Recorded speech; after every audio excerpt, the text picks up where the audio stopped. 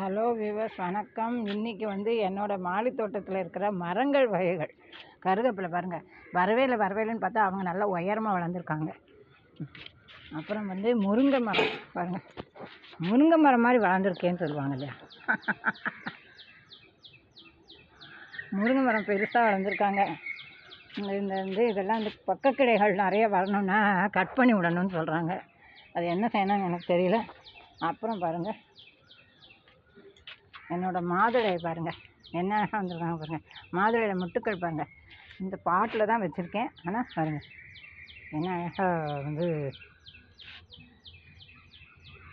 முட்டுக்கள் வந்துருக்காங்க பாருங்கள். அந்த மாதுளை இதுக்கு முன்னால் நிறைய காய் கொடுத்தாங்க. என்னோடய பழைய வீடியோஸில் நீங்கள் பார்த்தீங்கன்னா தெரியும், நிறைய காய்கள்லாம் போட்டு வீடியோ காய்கள் வந்திருக்கும் போதெல்லாம் நம்ம வீடியோ போட்டிருக்கேன்.